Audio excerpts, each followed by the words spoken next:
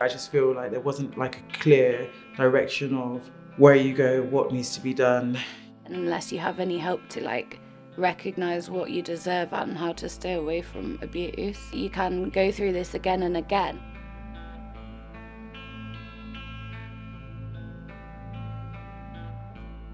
Having to repeat your story again and again and again, it's re-traumatising. So this kind of cycle of trauma that victims have to go through, and then you just find yourself straight back at the beginning again.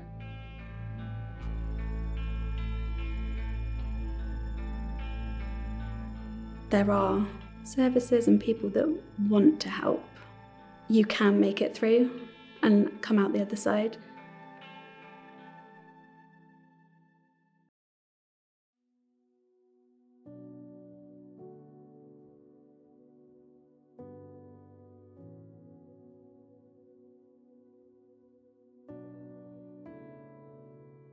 It shapes who you are. It's built into the fabric of who you are as a person, and everything is coloured by it in some way. It's a presence that never leaves you. It's just part of you. It's just part of your mind and your body and your reactions and who you are in the world and how you interact with it, how you interact with other people. I think what we need is systematic change and stronger communities, stronger support systems and better services for people to be able to speak about these things without feeling shame. You yourself as a professional can shut down because, you know, it is quite traumatic to be witnessing on and hearing about those things. So I think the more we talk about it, the more those professionals can kind of keep up to date with the things that help. There are so many parts to domestic abuse. I think the biggest misunderstanding when it comes to domestic abuse is that one is that it's physical abuse, and two, that the person that is the perpetrator of the abuse is only somebody that you are in an intimate relationship with. My personal experience is the psychological and emotional abuse has done far much more damage to me and my child than the physical abuse has. Really just damaging my self-esteem and my confidence. He made me feel like I couldn't find a healthy relationship, and this was like the best I was gonna get. And I felt like, as a single parent, he's probably right. I might as well just stay in this. It distorts your view about what relationships are supposed to be like, and people don't realise that after going through the first time they're violent or controlling, that you don't just leave because you really think they love you. So in my mind, like, I'm not even sure what it's like having a healthy relationship or healthy love. It's important to talk about this because I don't think the system understands that it needs to do more to help people find their way back again. It's not working. We can see it's not working.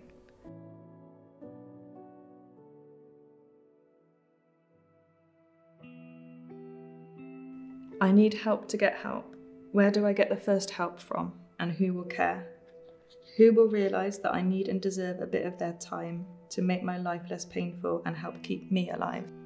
I struggle with a lot, too much emotional pain and intensity.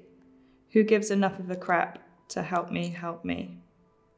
Because you are not too different from I, and I bet you wouldn't want to wake up wishing you were dead and somewhere beyond the sky.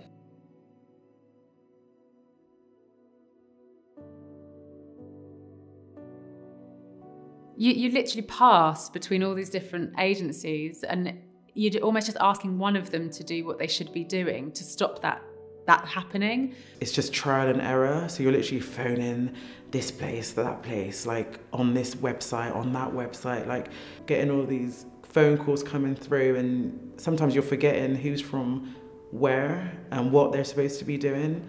Like it's crazy.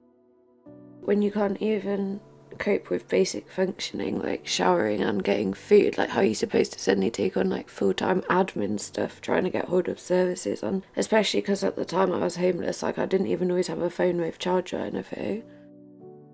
The services just need to be a little bit more open with each other.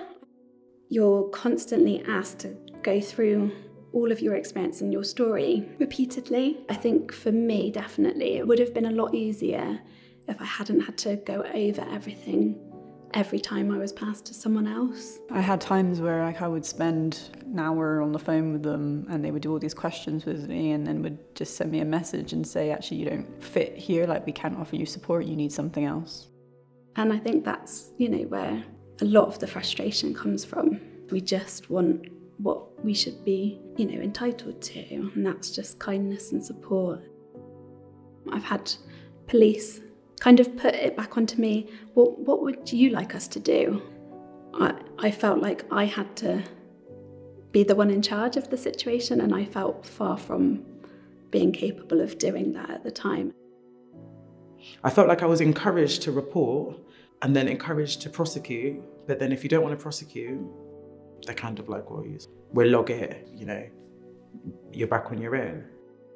I feel like there wasn't the right support at that time from the police. The services should be having that role that if people are in need, or if they need someone, or they need an outside presence or someone to step in, or they should be that safe space. They should be able to offer that support. Children's Services contacted me and asked to call me in for a meeting. They told me that if I left that I'd be protected, that he'd have to attend a perpetrator programme, that he wouldn't be able to take our son from me. And then after I left, 3 weeks after I left, they closed the case against him because they said that the abuse had been directed at me and therefore not my son. So everything was fine. There's this very much focus on kind of, oh, you need to leave and everything will be fine once you leave. But unless like an abuser is dealt with there, they're just allowed or enabled by kind of systematic failure to just kind of carry on that cycle of abuse. So what's the point in leaving? There are that coercive controlling behaviour that continues, especially if you've had a child with that person. Even going through the family courts, there's a constant battle, and I think that has taken its toll. She undermined like police evidence, suggested that I'd lied and that Children's Services hadn't carried on with investigating him because they didn't believe me. And I got dragged through the most traumatic 5 hours of my life, like literally thinking, you're supposed to be protecting me. There's so many people left on the sidelines that aren't able to access support, or they give up in despair, or they slip through the net because they don't fit. I think so many people are lost that way. All this stuff happened 2 years ago, and I've just been appointed a counsellor. Imagine waiting almost 2 years after something so traumatic. I didn't have money to like pay for private therapy. I wish I did. The long-term effects for me is I've got CPTSD, insomnia, anxiety, depression.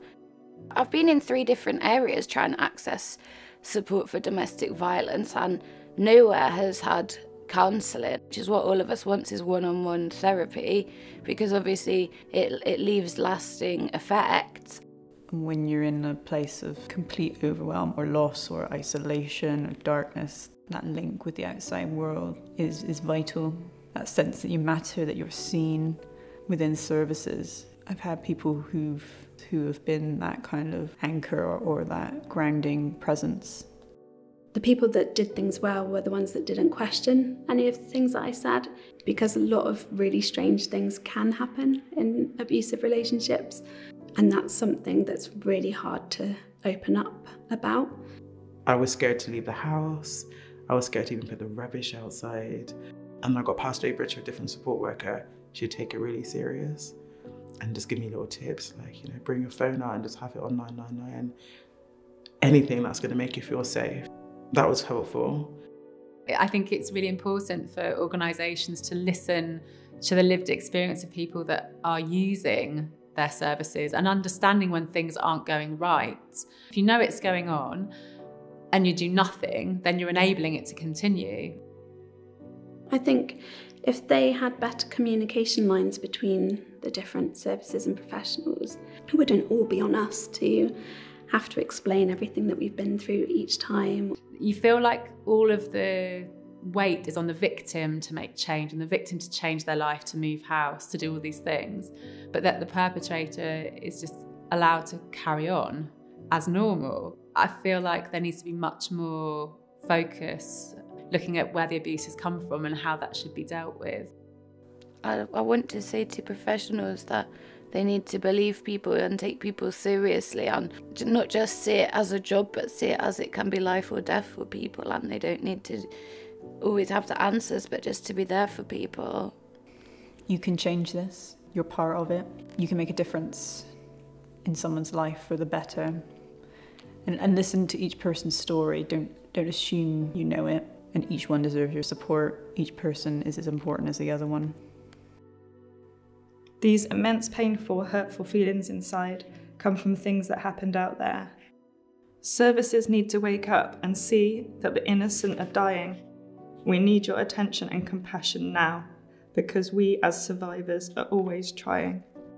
Domestic violence and abuse leaves marks not just on our skin, but truly deeply inside our brains and hearts.